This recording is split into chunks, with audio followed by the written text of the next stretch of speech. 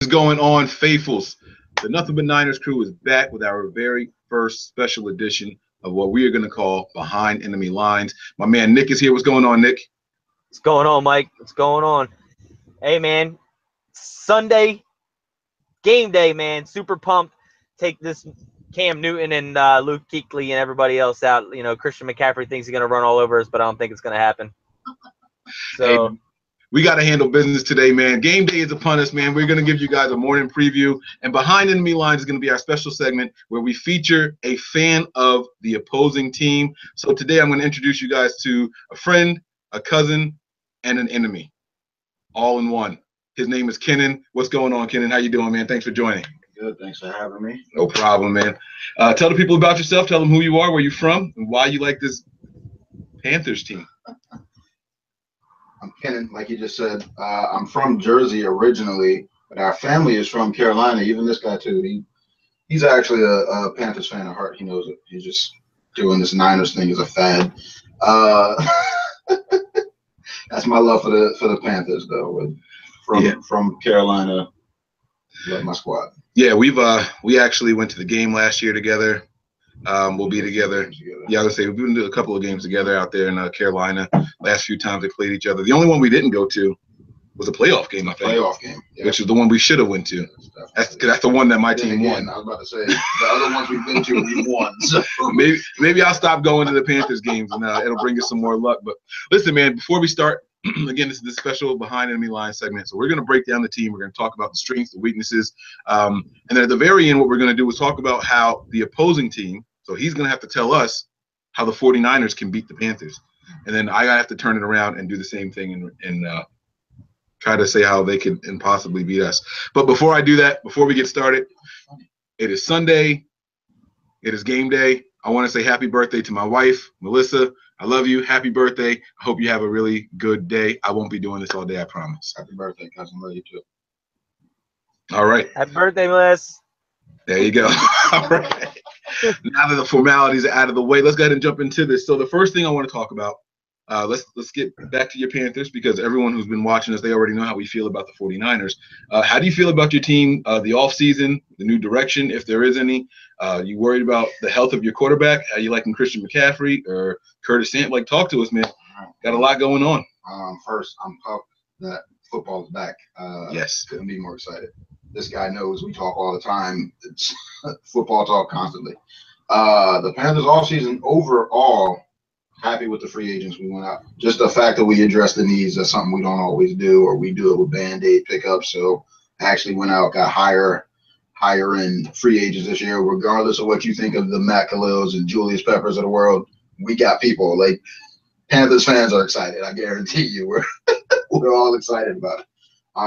Did y'all get Munnerlyn, Captain Munnerlyn back? Munnerlyn, yeah. So I remember, I don't remember who signed first, whether it was Munnerlyn or Peppers. But I was like, so y'all just gonna go back and get people you? Yeah. We went back and picked up old draft picks. You picked up old draft picks, and you guys extended old players as well. That was later down the line. But it was all this offseason, though. I mean, that's all I'm saying. I mean, it was all this offseason. Yes, they're still old. Yeah. They are old. But Pepper's been showing us something in preseason. I'm excited to have him rotate. He's not going to be starting. He's going to be rotating off the bench. I'm excited to see what he brings to the team. That's similar to what we're doing with Elvis Dumerville. He's not going to be necessarily starting or in there all the time, but he's going to be coming in on passing down situations. Exactly. So okay, so we understand that. There's a little correlation there. Matt Khalil has actually looked good. He's healthy. Got the hip fixed, and he's looking good, at least in preseason. And they got him some help on there. Andrew Norwell. Our line on the interior is good, so it's not like he's mad out there doing his own thing by himself. Other than that, I hated that we let go of Gettleman. That pissed me off. Mm-hmm. I hated even more that we brought back Hurney to fill in for him. Mm-hmm. Pissed me off even more. And then Hurney started, like you said, extending these old dudes and, extended Thomas Davis, which I wasn't mad at the 1 year, not necessarily the price. Greg Olsen hit him with the incentives to give him some more money when he probably inevitably hits those numbers, whatever they are. I don't know. They've probably been released by now, but I didn't see it. But yeah, in general, I was happy with the all season. CMC is going to run roughshod on this whole freaking league. I actually wasn't crazy about him when we drafted him, but after getting a look at him, kid's the real deal. So when you guys first drafted Christian McCaffrey, I remember, first of all, I'm going to be honest, I thought that he had a lot of hype coming out. And for whatever reason, I'm happy to say that when I watched the film, he was more impressive than I thought he was going to be. Mm-hmm. I have no problem admitting that. Chris, because I was talking about Christian McCaffrey. Nick, what are your thoughts on the Panthers offseason so far, if anything? Yeah, I mean they did bring back some old familiar players and stuff like that, but I think that they're going to help that team, the older players. Christian McCaffrey, I was actually opposite of you, Mike. I actually I wouldn't have minded taking him, just because of the system that Kyle Shanahan runs with the receiver out of the backfields and lining up as a slot guy or lining up as a receiver. Christian McCaffrey is going to be trouble, not just for us, but for all teams in the league. If you game plan around and put him into your game plan as you can, he's going to beat a lot of defenders. It's going to be hard to cover him. But, I mean, I don't follow the Panthers as much as I, do the 49ers, obviously. But I think the thing that's hurting them right now is the game planning with Cam. Now that the reports came out that he may not even play this week, but it could just be a report. It does happen. And but yeah, I mean, I think that they had a good, decent offseason. I think that they need to allow Cam to run more, because taking him out of the run game like they did, last year did kind of take away from their offense. Because, I mean, we know what he did the year prior. He, running at quarterback position, he kept a lot of drives alive. They scored a lot of points. They were, top scoring offense, and they took away from their game. It was kind of like, I don't mean to bring this guy up, but when Harbaugh and Roman decided to try to make Colin Kaepernick a pocket passer, it just didn't work. I mean, our offense went downhill. Colin Kaepernick's play went downhill even more because he was so afraid not to run. But I think if they get Cam Newton back in rhythm, I think that they can get that offense back, especially with the additions of Christian McCaffrey and Curtis Samuel. So the reason I wasn't keen on on Christian McCaffrey going to the Panthers in particular is because I always felt like, and now this is why we have someone here that represents the Panthers with a better knowledge of what Nick and I are going to have. I felt that Cam Newton struggled with the short passes and the checkdowns and things like that. Those are the passes. I mean, I think about Cam Newton, and even his long shots, the balls that he missed, I picture them going high, but they rectified that by getting guys with very big catch radius for him. They went out and got the Kelvin Benjamins and the Devin Funches and the Greg Olsons. They keep those guys around to kind of supplement. He throws high or he throws wide. Well, now these guys have these long reaches. Then you go and you get someone like Christian McCaffrey, and he also, in my opinion, I could be wrong, he struggled with the short passes. So I didn't think it was a good fit. The thing isn't so much, yes, because you ask him to do it so much. Most of our offense has been going downfield. But it's not so much that he struggled, as we just don't ask him to do it that often. Okay. But then, yes, you're right. He does overthrow. His throws do go high. That's why we went out. That was, like I said, I love Gettleman. Went out, got the bigger guys, extended Olsen back when we did, because we knew that big wingspan. You go up, get the ball. If it's a little high, all right, we got a bigger guy. Box him out. The smaller DBs can't get to it anyway. So that was why we did that. But if you look back, the few short passes we did, usually to Jonathan Stewart, Mike Tolbert, when we had him, obviously he's not there anymore.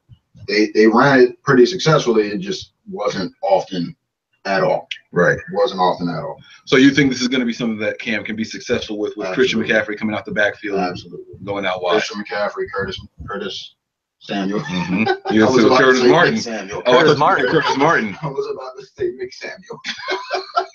Combine the two of them. They just fused it like something off of Dragon Ball Z. Okay. But yeah, I mean, I was worried about it. But if you're confident in it, hey, so be it. Let's get into the talk of this game, man. So we're going to start with the disrespect. 49ers are 5.5-point dogs at home. So I saw that, and I was like, Well, damn, that is disrespect. I can tell you from having Kyle Shanahan in the division for a while now. Well, now he's with you guys. Like, nah. I couldn't believe it. I couldn't. Like, we're at home. You get 3 points for being at home. Yeah. So they had y'all winning by 2 scores. Yeah, I'm okay with that. If it happens that way, I'm okay with it. But no, I didn't think that was. I thought it was disrespectful. Kyle Shanahan, one, knows what he's doing building an offense, and two, like, he's played against us and well enough to know how to attack us. Yes. So I also felt like it was disrespectful, but I ain't mad at it. Here's why I thought it was more disrespectful. The points are offensive, but cool. We were a 2-win team last year, right? We got a lot of question marks. You don't even know who your quarterback is going to be. Not true. Cam's playing. I believe he's playing, Cam's playing, but he's listed as questionable. And That's even with him playing, he's thrown 2 passes all preseason. I'm not worried about that. One of them was a 1-yard touchdown pass. I'm not worried about that. Are you trying to be? Exactly. Like, are you trying to convince us? He's a vet. He's been in the league for a while now. He's okay. Yeah, but I mean, you can say that with any quarterback. He's been full participation in practice. He'll be okay.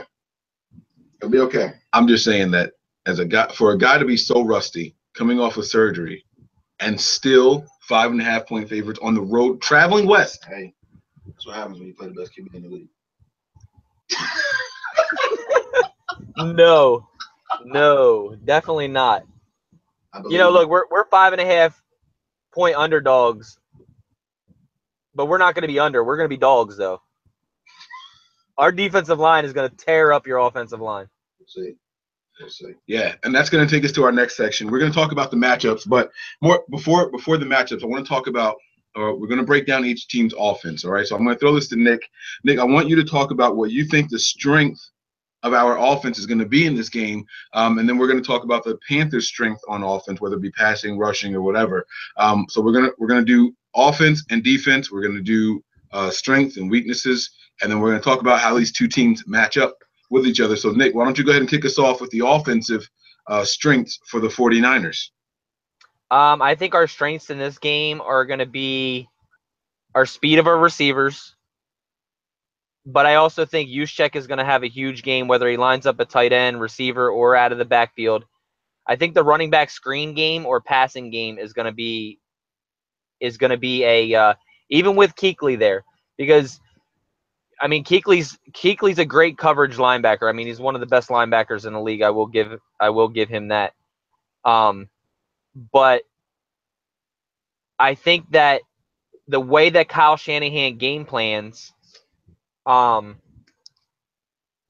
think that he can look for those holes, and I think our running backs like Juszczyk or Hyde, not so much in the run game because I think that's going to be one of our downfalls, but I think that's going to help us open up the passing game over the top with our speed of our receivers of Goodwin or even Taylor in the slot, or even Robinson, whoever's playing, with those yards after catch as well. So I think that's going to be our strength of the game. Okay. And see, I'm inclined to agree with you. I think the passing game is going to be a very good thing. And I think also getting to the outside. I think that running the ball to the outside, not the inside, is going to be a strength because we'll get to the strength of the Panthers defense later on, and the weakness of the 49ers offense. We're going to get to both of those soon, and you guys understand what I'm saying. But I think this key to success is going to be also not just the passing game and the speed of those wide receivers, taking advantage of those second-year corners that the Panthers have, but it's also going to be running the ball to the outside. So I'm thinking maybe some Matt Breida and Carlos Hyde getting busy on the edges. A little bit of that thunder and lightning, man. Yeah, exactly. So I want to know from Kenan here, what do you think the strength of your offense is? Now, before you go ahead and speak, there was a little debate going on we have a group chat for Nothing But Niners, and the guys were saying that the Panthers are going to be a passing team now. I think of the Panthers, I think of pounding the ball. I think of pounding the rock. And this is, from us going to the games back in the day when you guys had that three-headed monster back there, the running back position, plus Cam Newton. I mean, that was a lot to game plan for, and you had to stack the box. Yeah. Is the tide changing? Are you guys all of a sudden going to be a pass-first team now? We're still going to be ground and pound. Okay. Still going to be primary, especially you already mentioned that Cam's coming off the injury. His shoulder is still on the mend. So they're going to try to take it. So he's still going to pass. He's still going to push it downfield. It's not going to be those 2 short passes you saw in the preseason. You'll see some of the short mixed in, but he will be pushing it downfield. But still a ground and pound team is what we're going to be. Cam will be running. I can promise you that as well. It's not going to be as much as we've seen in the past. Probably more than last year, I would hope. Yeah. Because the thing is, I'm sure you all know, as Cam goes, so do the Panthers. So once he gets in rhythm and he has to run. But for him, he starts running. He gets a good feel for what's going on. Get a good feel for the game. That's when he gets in a rhythm. Once he gets a good run or two, then he gets his passing going. Gets his confidence up. Sets up the ground game. It all goes through that. But we will primarily be a running team. Yeah, like I said, I agree with you on that because I think that took away from your guys' offense. Absolutely. It definitely made you guys go downhill with your offensive stats and scoring and stuff like that. So, and the other side to it is that Cam has each year shown steady improvement in the pocket. Each year that he's been in the league, but he's still a running quarterback. He's a quarterback that runs. Put it like that. Yeah. You mean you're supposed to gain pocket presence as you go along years? Something like that. Some quarterbacks don't get it, but it's Yo, Cam's actually got time out. I know this is behind enemy lines, but Nick, you're supposed to be on my side, bro. Don't start throwing shade at my Niners. I see what you're doing there. Okay, don't start throwing shade. No, I was just asking a question. I'm saying the longer you're in a system, you're supposed to progress. That's all. That's what a quarterback's supposed to do. That's all. You got a point. It's true.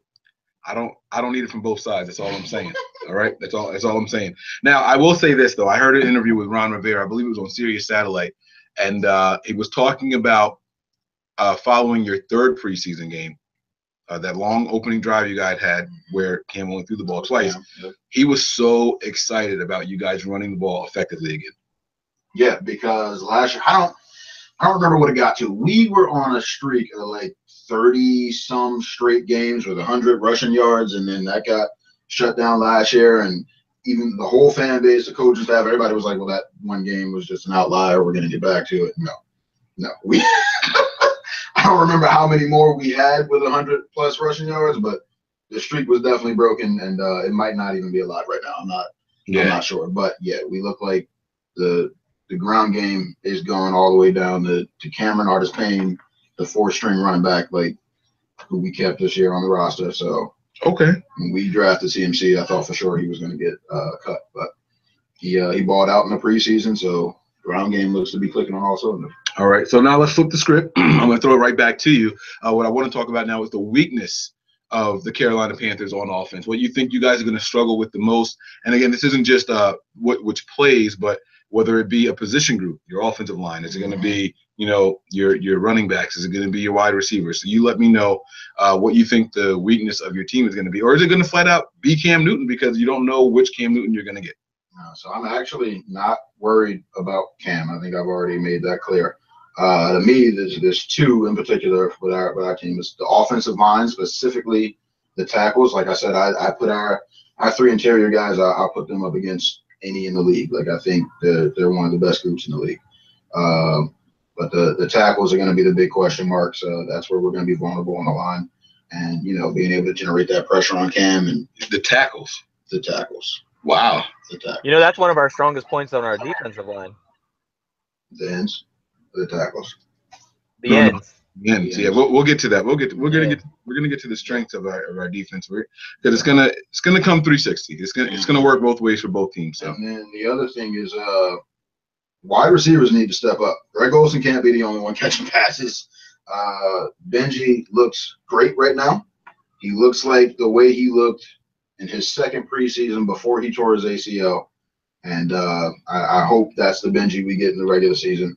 But somebody needs to step up to support him. Whether it's Devin Funches, Russell Shepard, Curtis Samuel, who we haven't seen much in the preseason. Like, another receiver needs to step up. Is he going to be healthy for this game? Curtis Samuel. I heard him and Cam are both listed as questionable. Yeah, his hamstring is still on the mend. So we'll see. I honestly have no clue whether or not he's going to play. They might just not dress him for the first game and roll with somebody else. So. All right, Nick, I'm going to toss it to you. Unless you don't want to answer this, but I want to get your opinion on one of the weaknesses on the 49ers offense in particular. I mean, there's an obvious one, and then I'm gonna give you a different one. So whatever you say, I'm gonna name something else.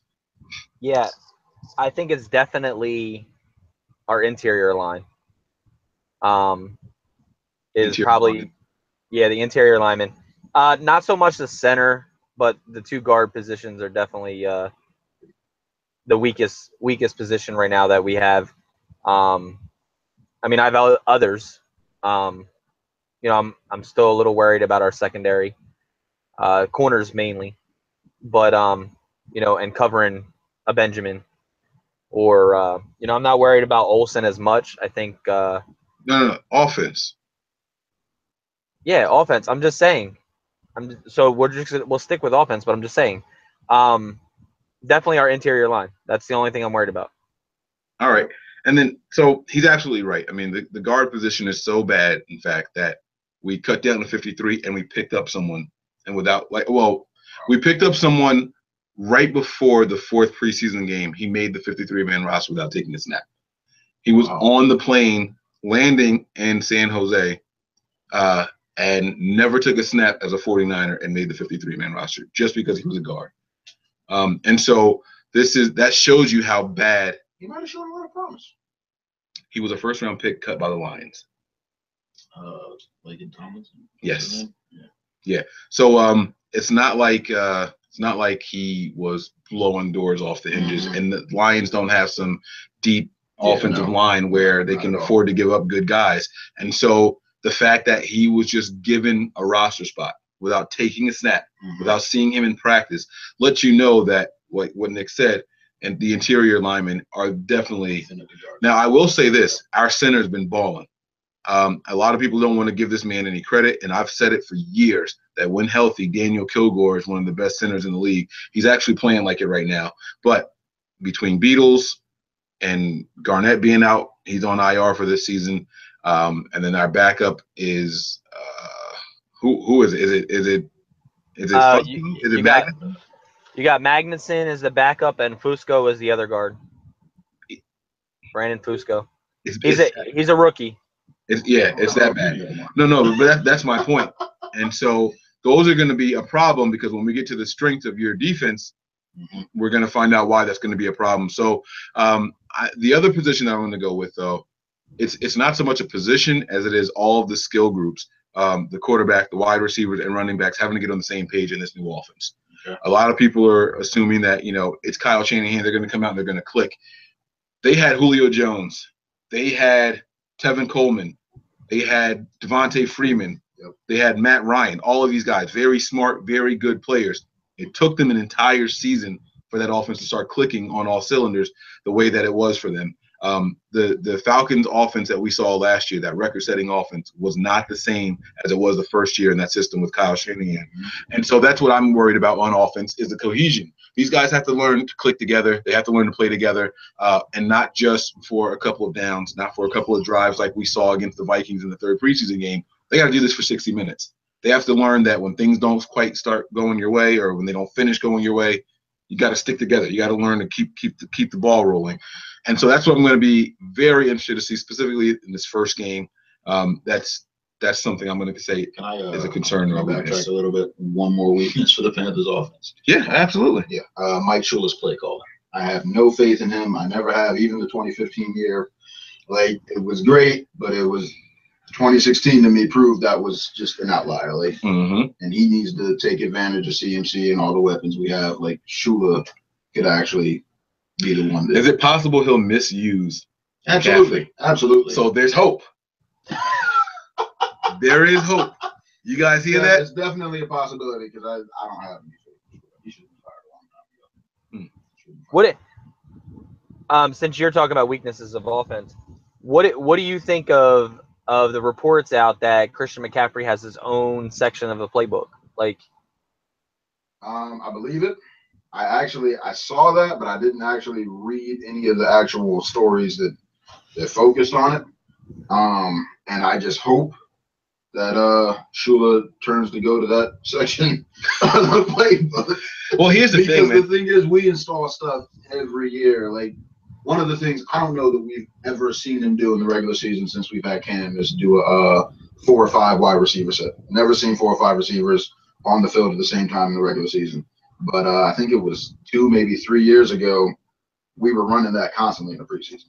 Had fans all excited. Like there's stuff that they like to install and just never use. Never show. Never use. You might have been saving it for the playoffs.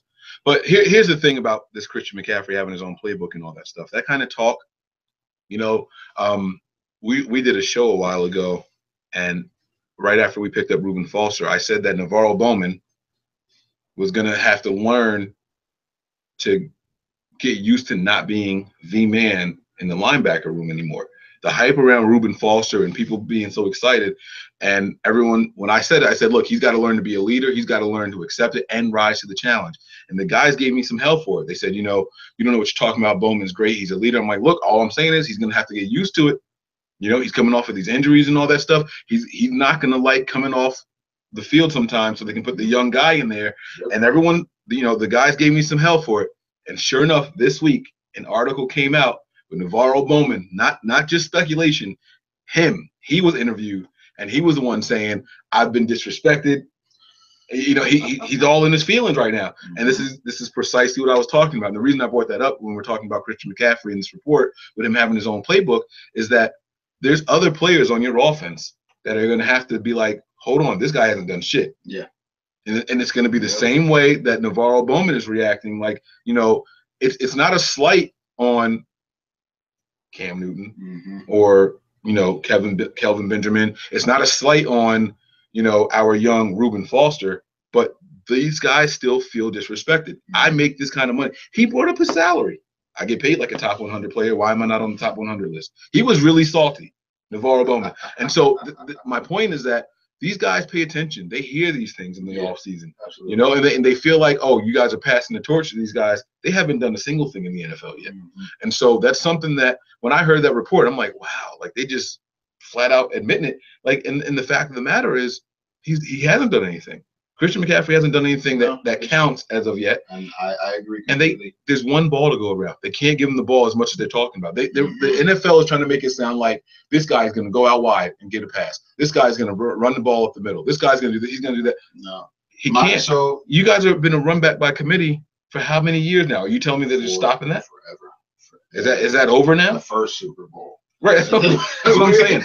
Back then, we were running back by committee. Is that over now, or like you get what I'm saying? Like, there's a lot of Christian McCaffrey hype, but like there's one ball. There's one ball on the team. Yeah. It's not over. It's still going to be that. Part of it is going to be how much is he going to be a decoy. That's what I started to say earlier was that when we first drafted Christian, I wasn't that excited. I told you, wasn't that excited about the Christian pick. One, O.J. Howard was still on the board. The hell are you doing? Let him fall to the freaking Bucks. In division. There's nothing worse than having a draft crush and watching them go to your division drive. Oh my God. Oh my God. I'm sorry. I didn't cut you off. And then but then when we took Samuel, it was like, oh, okay, this could work. Like having the two of them on the field, whether if it's both of them as decoys, just the different matchups you can do, mismatches you can do, having them move around pre-snap and all that. Like that's what it's going to be, not so much the touches. I don't know how many touches he's going to get a game. They're saying they're going to have him returning and all that. Personally, I wasn't that impressed with his returning in the preseason. We traded the guy that I wanted to be our primary return man. We talked about that after the last preseason game. Yeah, I was really like, he made the roster, and I was like, oh snap, Mike, he made the roster. Like I'm hyped. Yep. And like might have been the same day, Mike, we traded him. And kept two kickers. You were so pissed. Yeah, I'm still pissed. They traded the return man and kept two kickers. I was waiting. I didn't know if we were. I know we said we were going to do the weaknesses. Yeah. I'm sorry. We were going to do it with special teams. I wasn't going to touch that. Was going to be my gripe. That was. I'm still mad about that. Yeah. Who was that you're talking about? The return man. Yeah. That we traded Kalen Clay. We traded him to the Bills for Kevin. I don't remember how his first name is pronounced. His last name is Seymour. Cornerback. He's not. He might play this week, but he's not starting. I don't know. Our cornerback room was thin, so.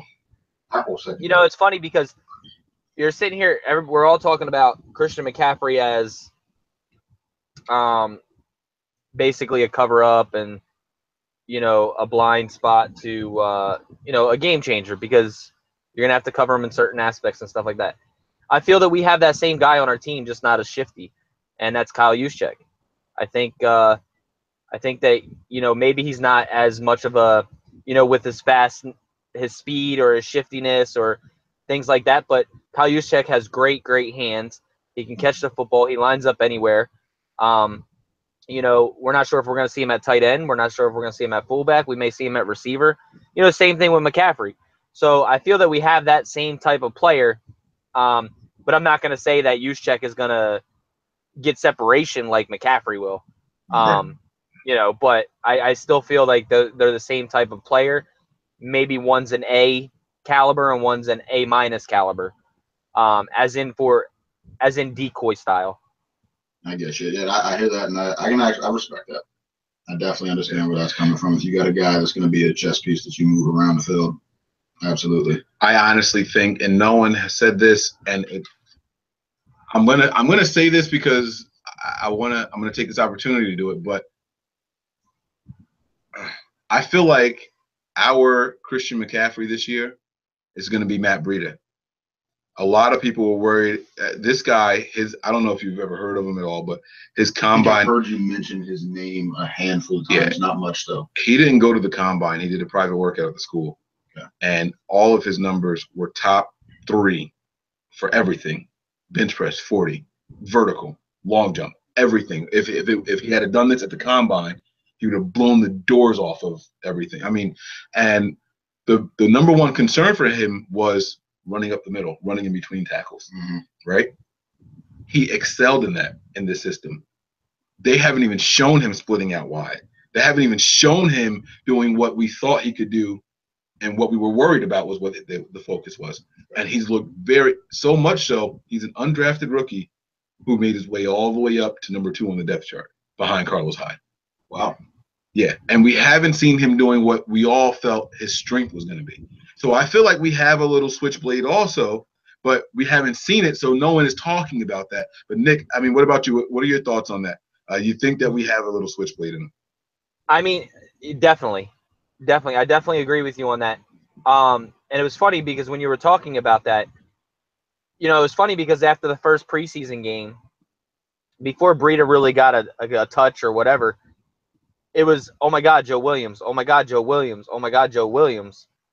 Because of what he did in college and Joe Williams is going to replace Carlos Hyde and Joe Williams is going to do this. Well, Joe Williams gets stashed on the IR for an injury, and just so we don't lose him because he's not either A, picking up the playbook, or B, just because Breida blew him out the water. That question was asked to Breida, saying, wow, we really didn't know that you could run between tackles like that. He's like, man, I love running between tackles. Running between tackles is my favorite thing to do. He's like, and he showed that. And he kind of took everybody by surprise. But I agree. I think he's a switchblade. Definitely a switchblade. Yeah. And a lot of times when you hear guys say, oh, I love doing that, to me, I take it as they know that's their weakness. They have to say that. But so I took that interview with a grain of salt. I didn't pay attention to it. But damn, watching this guy, it was something special, and I was very encouraged. So, all right, we focused enough on the offense. Let's switch it over to the defensive side really quick. Let's go back to Nick on this one, okay? Let's start with the strength of the defense. I want you to give me something, or maybe if you got 2 things that you want to talk about. The 49ers at home, this brand new defense under under defensive coordinator Robert Saleh. What do you see as a strength so far, man? What do you got for us? I think our front 7, with the rotations keeping each other healthy and ready to go, kind of reminds me back of, when we rotated players so much that we kept everybody healthy and full go. But the thing that I like against Carolina is not only our run defense, but the speed of our linebackers and Eric Reed being in the box. I think that's what's going to help us as in a strong point in this game in particular, with Reed being down in the box, being able to cover, have good coverage skills, being able to cover somebody like McCaffrey or come up and make a tackle. you know, and I was gonna say Tolbert, but on Stewart, so used to saying Tolbert's name in Carolina. He's in Buffalo now. Yeah, but he was a bruiser. But yeah, I mean, I think our defense is definitely everybody's excitement on this team that are fans of this team this year. Linebackers, speed, and being able to cover sideline to sideline, I think, is going to help us out a lot in this game. Yeah, and I think our defensive line is going to be monstrous. I really do. I know you said front seven; they're included in that. But I think you know, and it, like you said, Eric Reed is going to be phenomenal. I think Eric Reed playing at box safety is going to be able to lead the team in tackles. Honestly, I can see him forcing a lot of fumbles, causing a lot of concussions, getting a couple of flags for these big hits. It's going to happen. This is what he was made to do. Absolutely a strength of this defense, but that defensive line and the depth at that defensive line. Nick talked about that rotation and keeping the fresh legs in there. Man, if teams don't go hurry up, they're in trouble.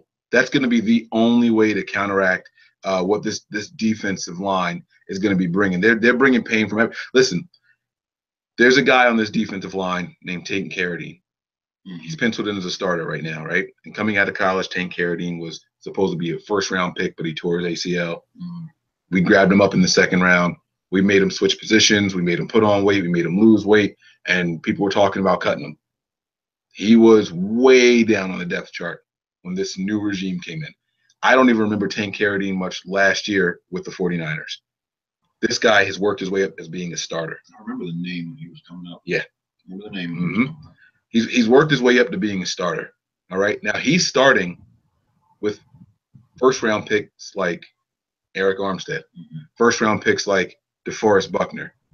In that rotate, another first-round pick whose position he's actually taking being the starter is Solomon Thomas. That lets you know Solomon Thomas is going to be a rotational guy here. And I'm not even talking about Earl Mitchell yet. This defensive line is going to be special. It's going to be something that I'm going to love watching, more not just in the beginning of the game, but down the stretch. With the rotation being as strong as it is, they're going to look just as strong and as powerful and impactful in the first quarter as they are late in the fourth quarter. And that's what I'm excited to see. When the game is on the line, when the game is close and it's crunch time, I think our defensive line is going to shine. I think that's when we're going to be able to put pressure on quarterbacks who have to make a play. When they get a chance to pin their ears back, I think they're going to be just a little bit more fresh than that offensive line that's been playing the entire game. Offensive linemen don't rotate in and out as much as defensive linemen do. So I think that's going to be a very, very strong strength for us. So, Nick, you unmuted. Is there something that you wanted to add to that? Well, yeah, I was just going to agree with you because I don't want to say that it's so much. I mean, that just shows the depth that we have there because Saleh, our defensive coordinator, came out and said, I'm not even naming anybody a starter because this week it could be this guy starting or it could be this guy starting. And it's all going to go up over matchups and the way the rotation works. And none of us, even as 49ers fans right now, don't know what this rotation is going to look like. But we just know that the excitement of everybody that's been playing. I mean, we were allowing 150 to 165 yards rushing last year per game. I don't think we've given up a 100-yard rusher the entire preseason, even with our backups on the fours playing. So, I mean, that's a huge upgrade for us, huge upgrade. And not only are we going to be able to stop the run better, but I think the pass defense is going to be a lot better as well. You did. With the pressures. Yeah. No, you're absolutely right, man. What the hell is wrong with y'all over there? No, he was talking about see, this is the problem with being. I know it looks like a split screen. We're in the same room, okay? This is real, and you're talking junk about how bad our run defense was last year, and he's like, oh, we could have kept that streak alive last year against y'all, and I said you did. I don't know if you remember the game, but your starting running back got injured, and your backup and Fozzie Whitaker came in and just ran roughshod all over the 49ers.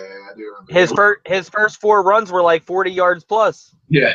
He destroyed. I'm like, oh, who was your starter last year? Stewie. Stewart's down. We're gonna win this game. Let's go, Blaine. Come on, let's go. Yeah, Let's go, defense. Up in them nosebleeds. Oh, I was hyped. Yep. I was hyped. Then he just kept running. And he's probably still running. You know what's crazy? I don't even like Fozzie. I've been saying we need to cut him for years, even after performances like that. Yeah. He had another good preseason. Like, he had a decent preseason. He's still running. I said to him, I said, Whitaker, what are you doing? He said, I just felt like going for a run. That's what he did on us. He was Forrest Gumping it and didn't stop, and he's probably still going, like Mike said. Yep. All right, so we talked about the Niners' strength on defense. Let's talk about the Panthers now. I'll let you talk about the Panthers' strength on defense, and give us your best diagnosis of what you guys are going to bring to the table later today. So it's actually the same, the front seven. The D-line, with us, it's more the linebackers than the D-line. You know, Kuechly, Davis, and Shaq Thompson. A lot of people don't know about him. We're trying to. I know about Shaq Thompson. I've been paying attention. Shaq is the man. Shaq is the man. And hopefully get TD to take some plays off and get Shaq in there more. That's the game plan. That's what they keep saying. Because for the most part, we tend to have two linebackers on the field, more so than three at a time, even though we run a 4-3 officially. But then, yeah, our D-line is pretty stacked too, at least on the interior. That's why I said, y'all saying the guards are your weak spot. We got Star and we got Short. Short, yeah. So what's Short? Is it Kwan Short? K-Wan Short? How do you guys say it? I say Kwan, but I think it's K-Wan. Right. So we have a guy on our team, and a lot of Kwan Williams. KK, but I don't know where the second K. It's K apostrophe. Right. So we have a guy on our team, and his name is Kwan Williams, and he's our slot corner or nickel guy. And I think I've seen his name spelled out a few times. I say Kwan, and so I kept saying Kwan Short when I was preparing for this, and I was like, I think they say K-Wan over there though. Yeah, that's why I just say Short. We didn't even need to go into this. Okay, I don't know why you mentioned his first name. I just say Short. Proceed. As what you go ahead. I'm sorry. Come on, man. You should know, Mike. He makes a debate out of everything. I do. It's true. It's true. What? No, I'm not. You just made that a debate. You literally just made that a debate. I might be a little bit worse. No, but Short, you know, paid him like one of the top D tackles in the league this year because he is one of the top D tackles in the league. Star, he got drafted higher than Short. He's able to do everything. A lot of people like to see the stats and all that. You don't see him there because that's not what we ask him to do. Yeah. He's the one we asked to take on multiple blockers, but he has that ability to collapse the pocket, go in and get pressure on the quarterback. We just don't ask him to do it that often. He's that Justin Smith type guy, except he's not playing tackle. He's playing tackle. He's playing tackle. Yeah, that's what. Yeah. Yep. And then the DNs, our starters right now are Charles Johnson and Mario Addison. Mario Addison is going to be his first year as a full-time starter. He's primarily been a pass rush specialist. So that's going to be interesting to see if he's bulked up enough, hold up against the run. I think he'll still be good on passing downs, but we'll also be rotating in Julius Peppers. And for some reason, we got Wes Horton in that rotation. I don't know, for the love of God, why we keep bringing him back. We've cut him like 3 or 4 times and keep bringing him back like a day later. Like, he never stays off the roster for more than like 2 days. It's like DeJuan Harris for the Niners last year. So annoying. So this time we brought him back and gave him a 2-year contract. Just what are you doing? You know you're going to cut him at some point this year. Why? Just wasting money. It's giving him more time to pay it off. That's all. Who else? So also in the D tackle rotation, Vernon Butler, Kyle Love, both are injured. Butler, they just listed as doubtful.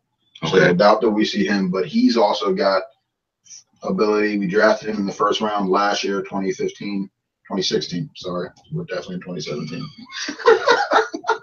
But no, Vernon, when he can get on the field, kid looks great. Okay. He's everything you want in a D tackle, and then some. And he's also got a knack for swatting passes at the line and swatting down field goal kicks. Okay. He's good about getting up. Channeling his inner JJ You're Watt. probably not going to see him at all today. You're probably not going to see him at all today. But Kyle Love, they just moved him to questionable, but I still think he'll play. I think you'll see him in the rotation. Yeah.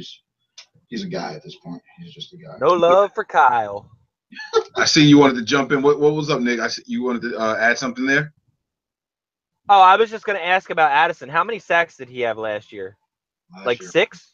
I want to say 9.5. Oh, 9.5. Okay. 9.5. I knew for the amount of time he played, it was really high. Yeah. Now is he still doing the same thing that he was doing last year, or has he moved inside now? No, he's still going to be DN. We don't put him inside. I don't think he's ever gone. We've never kicked him inside. That is one thing about Charles Johnson does tend to kick inside. You know, they'll kick Julius Peppers inside sometimes. Addison, though, the biggest change with him, like I said, is that he's going to be starting this year. Him starting, like I said, don't know how he's going to hold up against the run because he's been with us for several years. I don't remember when he joined that team, but the whole time he's just been a pass rush specialist. Okay. So didn't ask him to play the run that much. While we're on this defense and we're talking about strength, let's just give a round of applause for the linebackers playing this game. I'll be damned if these aren't some of the best linebackers in the NFL playing on the field today. That's a conversation we've had, 3 or 4 times Yeah, already leading up to this game. I mean, and then even before, I recall us going back and forth about who had the best duo. And we've been doing that for years. Yeah. Back when y'all had Patrick Willis. Willis hasn't been out of the league long, but exactly this is going back for years. With Willis and Bowman. Kuechly, and we had Beason. You guys had Beason. You were talking about how Beason reminded you of Patrick Willis and all that, and how he always held Patrick Willis as like the measuring bar and all that, and how he was mad that he went after him and all. But it's like the linebackers in this game, specifically in the inside linebackers, man. I mean, between Kuechly and Davis and Thompson, we got linebackers are something the Panthers do right. Even our depth at linebacker, we lost A.J. Klein. He went to the Saints. Like I thought he was going to follow McDermott to Buffalo. Yeah, you don't have to go to a division rival. That was fucked up. But David Mayo has stepped up, going to replace him.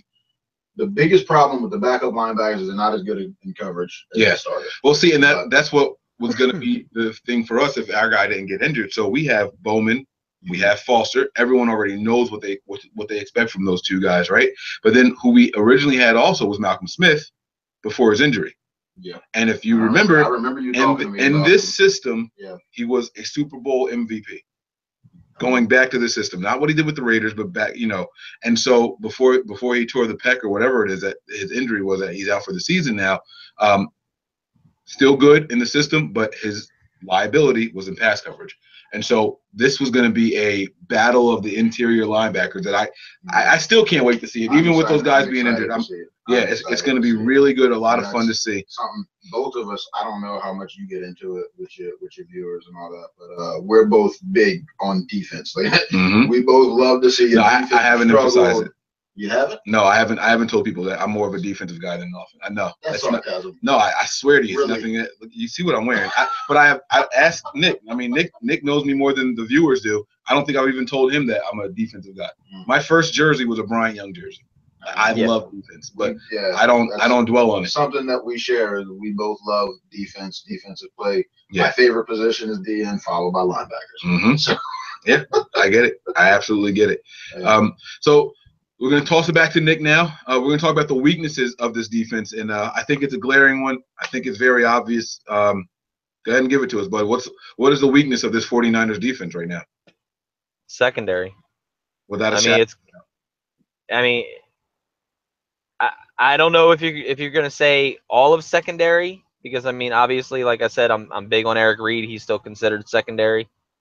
But I'm actually really surprised with Dante Johnson this year. He's definitely, I think, has stepped up and been able. I'm not really worried about him. I still have my ifs about Rashard Robinson. You guys all know who watch our show that I'm huge and big on DBs. I'm very, very tough on them. I have a feeling that if you can't tackle in open field and you want to whiff and stuff like that, then, I mean, to me, you can be replaced easily. But I think Rashard will come around. We got to remember that he only played 6 games last year as a starter. He's still young, just like, Carolina's corners, 2 years. Year guys, starters. Yeah, and I mean, Rashard Robinson probably can't even be considered 2 years. He's got 6 games under his belt. Well, he started 6 games. He played in all of them, though. But but I'm saying as a starter, where he had, the likes of Tremaine Brock and people that where he wasn't the top-notch corner on this team, and the pressure being put on him like it is this year. So I'm kind of interested to see how he handles that pressure. We all know he's a talker, and he talks that shit. But to me, you can talk all the shit you want, but if you don't back it up on the field, you're not shit. So. And The other thing I'm worried about, I'm still worried about the safety position, man. You know, Jimmy Ward can't get on the goddamn field, as always. And, you know, before the season even started, I was like, don't even move him to safety. I'm worried about his injuries, him coming down, making tackles because he gets hurt. I mean, this guy gets hurt in warm-ups. So No, he literally that's why he literally he's got not hurt in playing. warm-ups. He pulled a hamstring in warm-ups. Preseason game because he injured himself in warm-ups. Wow. Not kidding. Like stretching. Yeah. And hamstring. I've been saying it since we started, you know, Nothing But Niners, as well as, you know, before that with Mike when he was with 49ers Gab. Still that the I Gab. thought that, yeah, he's definitely still the Gab. But I thought that he should have been moved to corner and helped us there, because he played well at corner last year when he wasn't injured. I haven't seen him at the safety position. Yes, I know he came from the scheme in college, but I haven't seen him in this scheme. This scheme, playing on the field now in preseason and seeing what he has to offer in the NFL as a safety. So those three positions are mainly my concern on this defense. I mean, but they could be the biggest positions on this defense too, because you get past the middle of the field, man. It's either pay dirt or a tackle. So we'll see. Yeah, and to piggyback on what he's saying, absolutely, the secondary is by far the weakness on this team, and I'm going to say half of the secondary. I'm very comfortable with Kwan Williams in the slot. Oh yeah, nickel corner. I'm okay with him down there, honestly. He actually makes me feel a little bit more comfortable. Eric Reed is going to be a stud, but the issue was absolutely the corners on the outside. I'm not worried about Dante Johnson. He's covering okay. He's tackling well. I'm not worried about him at all, but it's the other side, whether it's Rashard Robinson, if they're going to try to work Akello Witherspoon in, who is our rookie that we drafted. I'm just worried about that. And then, like you said, the absence of Jimmy Ward is going to be something that you know what's bothering me even more is that the fact that this team is considering him playing, the fact that Kyle Shanahan won't flat out come out. Don't mention that name ever again. I'm sorry. I am sorry. I don't know why I just. You seen how I got with when I'm like, what? This guy got number 10? Can we just like burn it away from San Francisco history? Yeah. Nobody's allowed to wear 10 anymore. I can't. And you're gonna say Kyle Williams. But no, Coach Shanahan just he won't even say like he's not playing. Listen, this is my personal preference. Even if he is healthy enough to play, you haven't played enough. You didn't do anything in preseason, and every single practice, even down to today, he's been limited. He shouldn't get the start. I'm sorry, he shouldn't. I would feel much better with Adrian Colbert, with freaking Lorenzo Jerome, my guy, like anybody, Jaquiski Tart. I would be much more comfortable with any of them starting instead of them just throwing Jimmy Ward in there just because he's Jimmy Ward. And you know, you can't even say that Kyle is basically pumping it up so that for defensive tape, because there's tape out there on Kwaski, there's tape out there on Jerome, there's tape out there on Colbert playing. So there's no tape on Jimmy Ward playing. So I mean, is he using it as a cover up, saying, "Oh, Jimmy Ward can still play"? They're not really going to know who's playing at safety, but right. I mean, they could be doing that. But I mean, Jesus Christ, get on a football field, man. You're getting paid like a football player. Play like a football player. He's a first round pick, and he's injured more than he's. All right, go ahead. What are the? I don't want to do it. I don't want to do no because the truth of the matter is Jimmy Ward is a very talented guy. He's probably the most talented player in our entire secondary. The fact that we're having this conversation, he came out of college as a safety. We moved him to a corner, and he was our number one corner. And now they're throwing him back to safety, and they are willing to put him in as a starter based on. Well, he's played every position as a DB. He's played slot. He played on nickel. He started at nickel, then he went to outside, and then now he's safety. Yeah, he's that talented. So I'm not taking anything away from the guy. It's strictly the problem that Nick and I have with this is 100% just health related, not talent related at all. If he were to be healthy and they were to say he's going to be in there, he's going to play, I would feel confident like, oh, y'all in trouble. Like that, he's that good. I would feel like he can hold his own. You know, he's instinctive, he's fast. So is he expected to play this week? The coach wouldn't rule him out. He said it's a game time decision. That's as of today. That was the official word today. All right. Yeah. All right. So we switching to Panthers weaknesses on Yes, defense? absolutely. Give it to us. It's Everything. It's everything. You don't have to talk. It's the same as y'all. It's the secondary. Yeah. But similar to you, there are some guys that I'm comfortable with. James Bradbury in his second year, the kid looks good. I'm sure there's still going to be growing pains. It's not going to be as much. Definitely not going to be as glaring as last year. But he looked good this preseason. He's looked good towards the end of last year. Started to put it together. I expect him to have a very good year this year. Captain Munnerlyn playing nickelback. I think he's pro or con.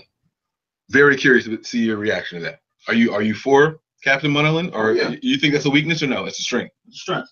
It's a strength in the slot. It's a strength when he's a corner, when he's a nickelback. It's a strength when he's a nickelback. I don't want him on the outside. That's true. I have been drinking. I'm hyped for football. I had to start early. Yeah. Okay. No, he's good when he's playing the nickelback spot. Okay. He was for us before he went to Minnesota, and he still has been in Minnesota. Just don't put him on the outside. Then he becomes a huge liability. I've always felt that way about him. I've just never been impressed with him. Maybe it's because I've only paid attention to him playing on the outside. But I remember that one game against you guys. He's off on the outside.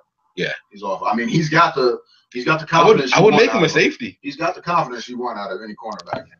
I would make him a safety. He's got the emotion. He's got the fire. He likes to hit. Yeah, we probably need to do that because our safety, the strong safety spot, I don't have a lot of faith. Yo, that shit got me back, Mike.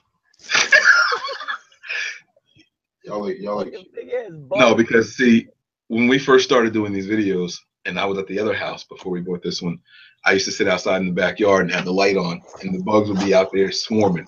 And I was literally doing what? Okay, I'm gonna mute this guy so you can keep talking. You go ahead. You continue. Okay. All right. Like I was saying though, the safety spot, Kurt Coleman, he's a solid starting safety. You know, not the best in the world. Definitely not a liability. Gonna get the job done. Mike Adams though, he's old. Like he's like Pep's age. And is he really? He's like a year or two younger. Okay. I think he's 36. Pep is 37. That's still that for that position. Yeah. To be playing anywhere in the secondary at that age. They were excited for him when we signed him because he's been solid. I think he's been to the Pro Bowl the last 2 years with Indianapolis, which doesn't say much all the time because we know how players get to the Pro Bowl. Mm-hmm. But watching him in preseason, there were some plays where you were like, all right, this dude's clearly lost a step. Like, why is he so far ahead of you for that touchdown grab? Right. Like, you should have been on him. Like, so I've got question marks about that. And then overall, wait, really quick, is he a corner or a safety? Safety. He's a strong safety. Mismatch. Okay, that's something to keep in mind. That's what. No, because that's gotta play into. All right. Now the corner that you said you were confident in is the second year guy, James Bradbury. And then the other corner. Does Bradbury play the 1 or the 2? 1. So he plays on the number 1 wide receiver. And actually, because of the ability he's shown, if we're doing it right, they said we're switching to man-to-man this year instead of that zone. So that was one of my look at this. That was one of my questions. Hold on, where is it? Panthers started 2 rookie corners last year. We'll expect more from them this season. Will the zone scheme still be the majority of the secondary? They're saying, and we got a new D coordinator this year. Hopefully he sticks to it. Breaking news. 49er fans, if you have Marquise Goodwin in your fantasy squad, put him in. They are playing man, and the weakness of the Panthers team is going to be playing him. Do it. Don't do it. I'm going to do it right now. It's game day. I'm going to make this. I'm going to do it right now. But speaking of fantasy, I will say, and he knows this because we talk about the fantasy teams we draft all the time.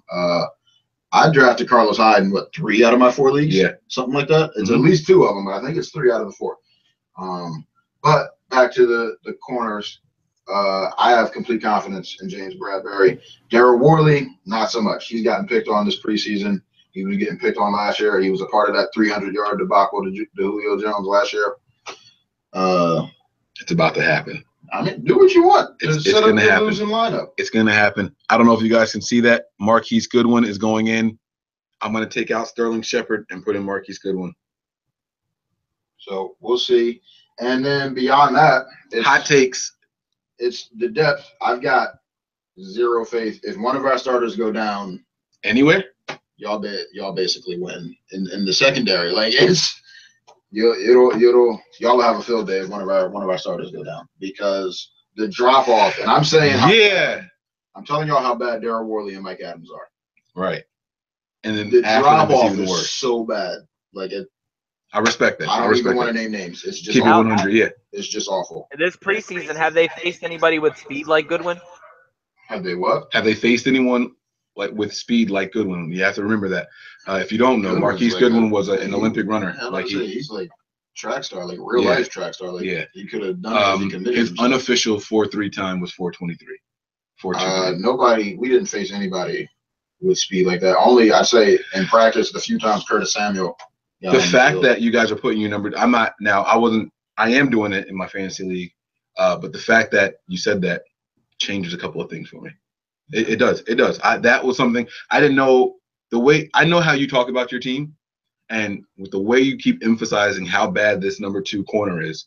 Oh yeah, nah, he's awful. But he's a second-year guy. Is he fast at least? Not really. Let me ask you this: How is he in and out of a receiver's break, like with his hips and keeping low? Because Goodwin isn't just a deep ball guy anymore. No. I mean, he's gonna make you think he's going straight downfield, and he's gonna cut, double move you. It's gonna make this game interesting. Let's go. Let's go. Yes, that's what I'm talking about. I've known that all along. But that's gonna be a spot. I'm getting hyped. Shanahan, like Shanahan's no fool. He's gonna know to attack. I'm getting hyped. Okay. The other thing that I was gonna say is it's not so much that it's a weakness as it's just a question mark. The new D coordinator, just watching some of the stuff in the preseason, I was like, these are situations that I'm glad he's getting to face some of this now. Like, see how his play calling is going to be. What's he going to learn from it going forward?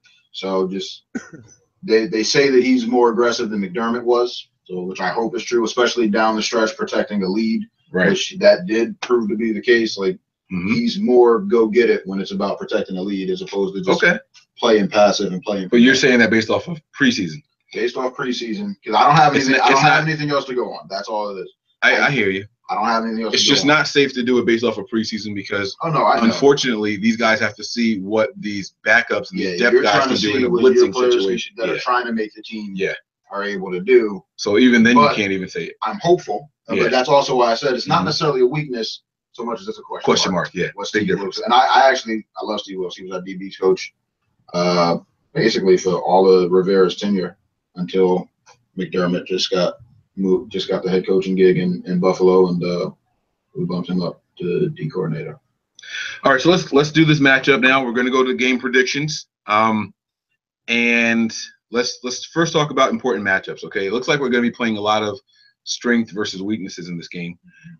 Both of us have a lot of confidence in our front sevens, so run games are going to be very important to watch, and it's going to be important for both teams to stick with the run regardless of the results. Absolutely. I think we can all agree on that. Absolutely. Shanahan is a big play action guy, timing routes and things like that, but play action doesn't work if the run game, if you don't believe it's going to happen. So I think we can all agree on that. The biggest weakness on our offense is our interior linemen, which is where your strength is on your defense. Okay, with Star and Short. Okay, so that's going to be something to watch. I think that you guys are going to give us fits on the inside of the line. One thing that we didn't get to see Brian Hoyer do during preseason was make a pass on the run. The pocket was clean for him the entire preseason. The 49ers were one of the best offensive lines the entire preseason. And in pass protection. Yes, in pass protection. He's absolutely right. And so I think you guys are going to cause fits. You guys are going to give us wrinkles that we haven't seen yet because of how good your interior defensive linemen are. And so I think Brian Hoyer's not going to be able to stand on his mark. I think he's going to have to move left. He's going to have to move right, maybe throw on the run. And we didn't get to see a lot of that if it wasn't a designed rollout. So that's going to be something that I think is going to pose a problem. All right. But there's some new information that you gave us today. Now, you guys all just saw how excited I was about the mismatch there. Yeah. When you did that, you reminded me of Carlos Hyde in the Brick by Brick. Yeah, how hype he was for that play. That's really how I just Got felt. me so hyped, man. He scored touchdowns right now. Like I really felt like he just gave us that 5.5 points that they're talking about. Okay. All right, I'm being serious because this is the stuff that people in Vegas is a weakness. Yeah, so it is what it is. I think that it's going to be very interesting to watch both sides of that. Now, I think that our strength is going to come from the edges on our defensive line, which is where you say your weaknesses are on your offensive line. Mm-hmm. So it's going to be interesting to see how we attack your tackles. That was almost a tongue twister. Okay, but I'm going to be watching that a lot. I think what the game is going to come down to is going to be who can run the ball better. Okay. All right, and whose outside wide receivers can perform the best. That's what I think the game is going to come down to. Now, I do have this little tidbit before I give it to Nick. We're going to get the game predictions and all that. Last time the Panthers played Shanahan on the road in Atlanta last year, the Panthers gave up over 600 total yards to the Falcons offense. Was that Julio Jones had over 300 yards by himself. Darryl Worley was part of that. We don't have a Julio Jones. We don't have a Matt Ryan. I would compare our running backs to their running backs, so I think that we're okay there. But I don't see us putting up 600 yards against you guys. I don't see it happening either. So I'm going to throw it to you, then I'm going to throw it to Nick. I want you to give me a game prediction. You don't have to give me final score. You can say winner. Will it be a close game? Will it be a blowout? And then I'm going to give it to Nick to do the same thing. And then what we're going to do at the end is say you're going to tell me how the 49ers can win, and I'm going to tell you how the Panthers can win. So we're going to get ready for the game.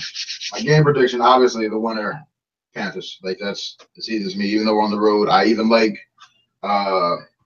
I know Rivera hates it that we always go on the road to open the season, but I like that we're getting our one West Coast game out of the way. I wish we had left earlier. Like we just left like today. Like I don't. Damn. We're playing in a few hours. We just left this morning to land. Hey, I got jet lag. Go, get your helmet. That's how I felt though. Earlier this week, we were talking, and I was like, Mike, they still ain't left. Like, they're doing practice interviews like from Charlotte. I don't understand. Yeah, it's rough. No, but it's going to be us. I have been torn. I told you that earlier this week as well, whether it's going to be a close game or a blowout. I'm going to say close. I'm expecting more out of Kyle Shanahan's offense. I think the new D coordinator is going to have his growing pains, and I think Shanahan's going to know how to attack our players, the players that we would normally depend on in order to win a game on defense. So I think it'll be a close game, but I still think we'll come out on top. Okay. So you think you're going to come out on top? Do you guys cover the 5.5 point spread?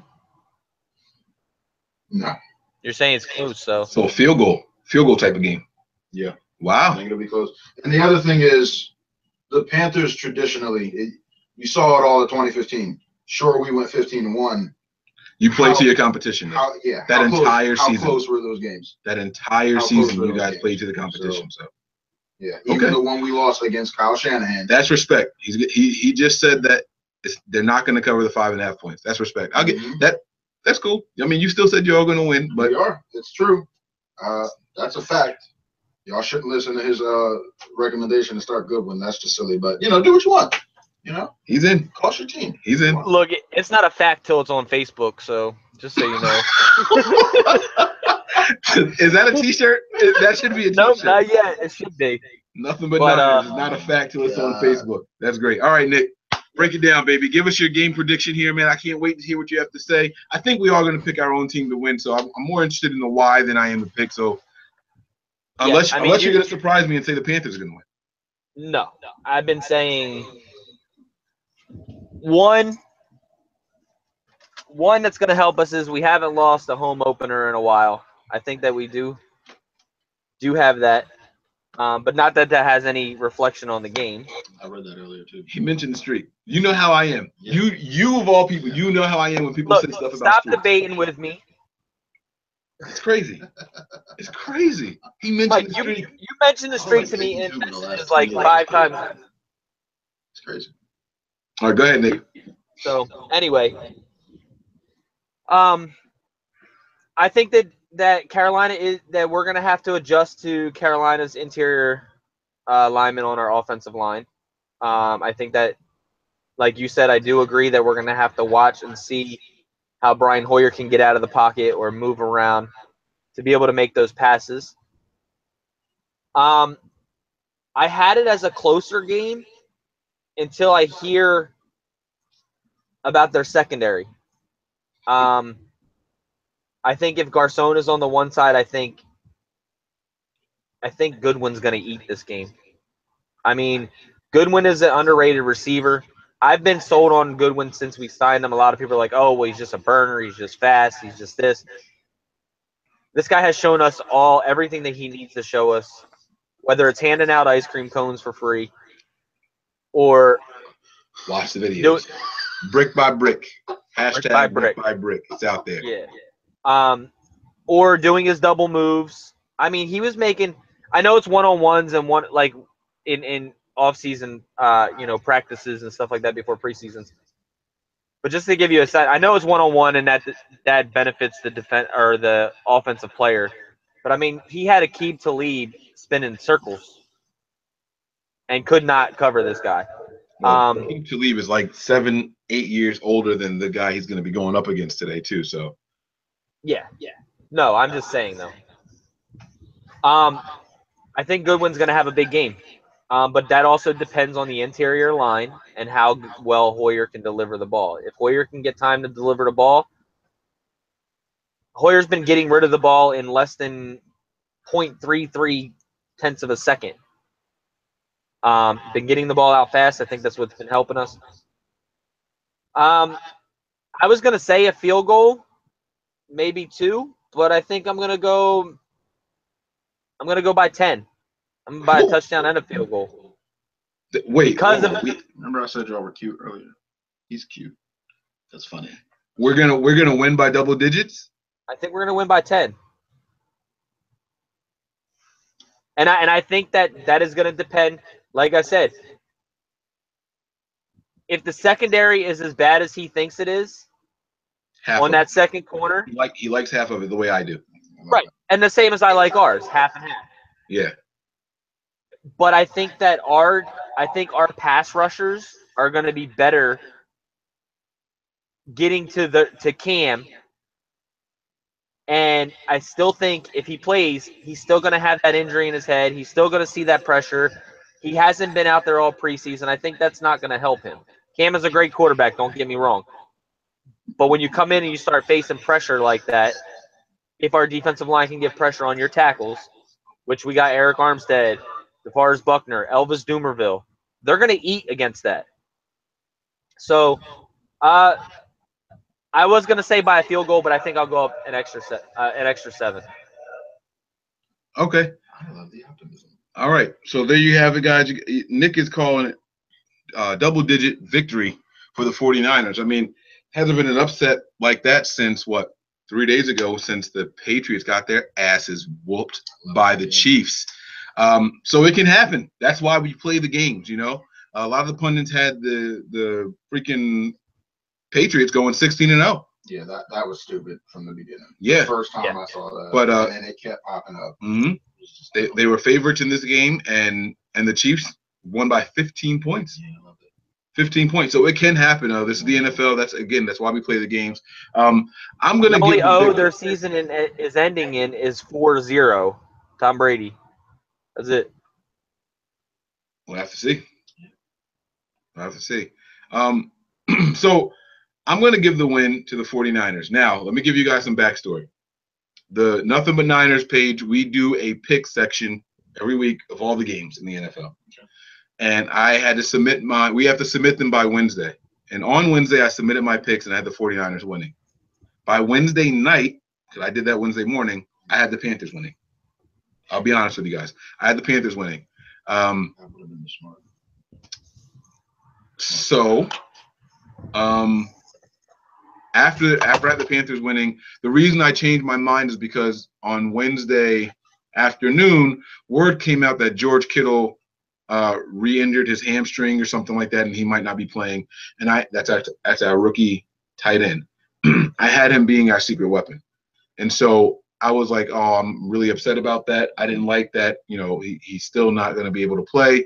I was hoping that him matched up against Davis, an older guy, might be our, the it factor for the game. And I had him being the X factor for the game. Then I remembered a guy that Nick mentioned earlier, Kyle Juszczyk. So even if Kittle is injured, our fullback / tight end, still a young guy who can run really good routes, good hands, be effective. So I went back to the Niners winning. And I've honestly been torn back and forth this game. But I am going to say the Niners are going to win, and partly because of the new information I had tonight. I'm not going to lie to you. I've been going back and forth. I have no problem admitting that. But the information that you gave us this morning about your corner makes me feel a lot better. And so I think that our number 2 wide receiver is going to eat, whether it be Aldrick Robinson, because Marquise Goodwin needs a break, or if it's Marquise Goodwin. And again, I said that the keys to victory are going to be who can pass to the outside better. I don't know if you remember that or not, but that goes for both teams. I think both of these quarterbacks are going to be moved. Cameron's going to have to step up, and Hoyer's going to have to step around. These guys are going to have to throw to the edges more than what they want to. All preseason, Brian Hoyer looked really good throwing across the middle to Garcon. 3-step drops, boom, right to Garcon, 15-yard gains like it was nothing. They were just carving through offenses. Tight ends getting hit. Touchdown passes. Carlos Hyde right across the middle, like clockwork, right across the middle. We didn't see a lot to the edges, and that's what worried me. But I think that with Cam Newton having to step up in the pocket, he'll be more inclined to run. He's going to hesitate. Because once you step up, you're already in that motion of running forward. If you don't see anybody, that's number 1. Number 2, I'm going to hope that Cam Newton's shoulder isn't quite 100%, his throwing arm. I got no problem saying that. That's number 2. Number 3, I'm going to hope that our corners, and by the way, our number 1 corner, Rashard Robinson, is going to get torched. I got no problem saying that. He struggles against big guys. Mike Evans had a field day on him last year. So I think Benji's looked better than he's ever looked. Yeah, so. I think Benji will be available, but I'm hoping that we can keep some pressure on Cam Newton.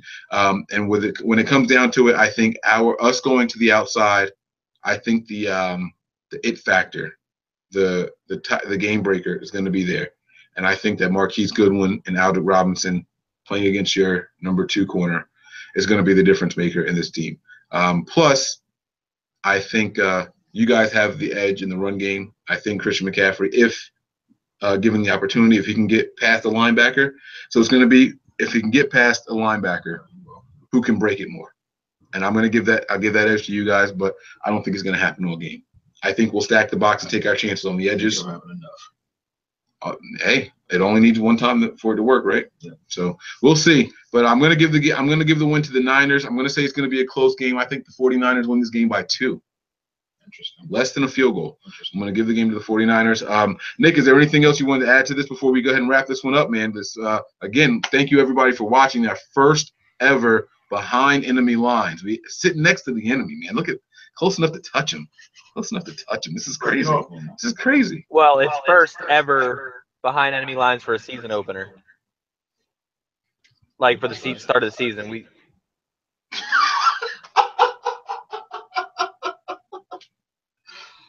Anyway. Is it preseason? Did y'all do it preseason? What's he talking about? It's okay. Go ahead. No, go ahead. First ever. Yeah, it's the first ever with a enemy, like basically behind enemy lines, I guess. So, I wanted to ask you though, real quick, because who's your slot corner? Captain Munderland. Okay, yeah. I couldn't remember who you said it was, so. I couldn't remember who you said it was. No, you said he was safety. No, you're right. No, I didn't. Isn't he like Mike Adams and Kurt Coleman? He's like 36. Who? How old is Munderland? Munderland's like 29. He's definitely playing like he's 36. Nah. Trent Taylor might go off. You've only watched him on the outside. That's why you would think that. I digress. He's You're right. in the slot. You're right. He's terrible on the outside. Look, if you're 29 or above, you don't belong in the NFL in Mike's eyes.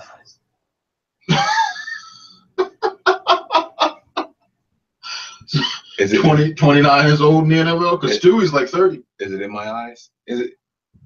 You see it in my eyes? Okay. All right, good. Mike, I just can't believe you got us only winning by 2. A win is a win. I don't care if it's by 1 or 100. I can't believe either of y'all have y'all winning. But I mean, maybe you guys have more to drink than me today. So. Wow. The day's just getting started, man. The day's just getting started, man. We have a great morning of football ahead of us, man. Nick, go ahead, man. I know you had some nuggets you wanted to drop before we get up out of here.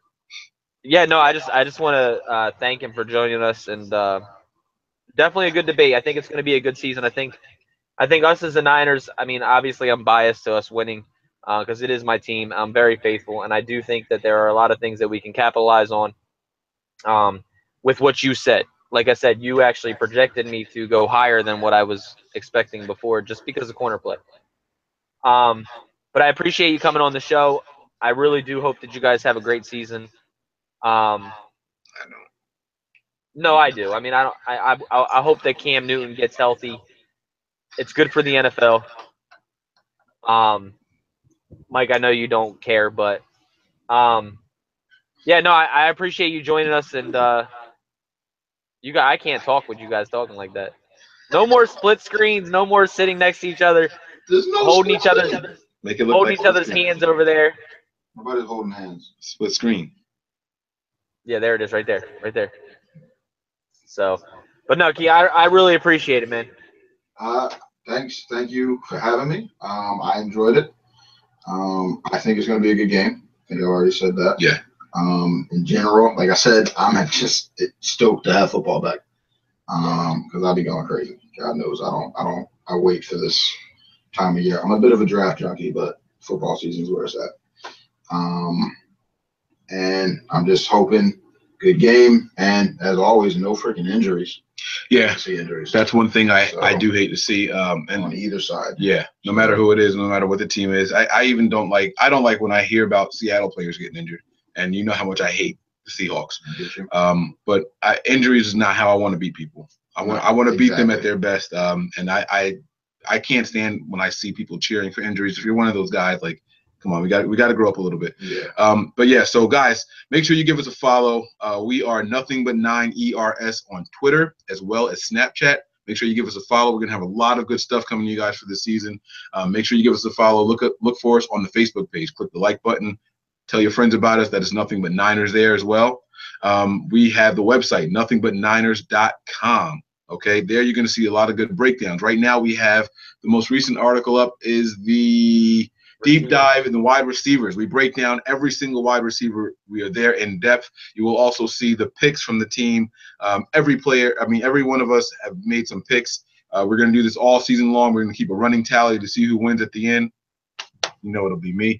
The other thing that we have up there is the power rankings. Nothing But Niners has their own power rankings. No, the 49ers are not number 1. No, the 49ers are not in the top 10.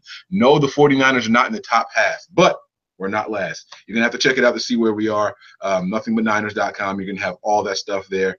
Check out the YouTube page. If you're watching this, you already do. Make sure you hit the subscribe button. Tell someone else about it. All right? We appreciate that. And if you want to give this clown a follow, for the Panthers fans that are watching this, we do appreciate you guys checking us out. I would tell you that there's going to be a Nothing But Panthers page coming, but Panthers suck, so I don't think they're going to do that. But you guys can give him a follow on Twitter. Such a hater, bro. Golly. Give him a follow on Twitter if you want. His handle is INTEUS89. That is, the word is Inteus89. Give him a follow there. He loves to talk football. He loves to watch 30-second fights. He is the king of that stuff. That page is hilarious. If you're not watching it, watch that, John. Check him out there. My man Nick, his Twitter handle is 49er Faithful. All right, 365, 49er Faithful 365. My personal Twitter handle is 49ers Mike_NF. You can give us a follow, man. Again, you can find all that on nothingbutniners.com. And above all else, stay faithful. We out.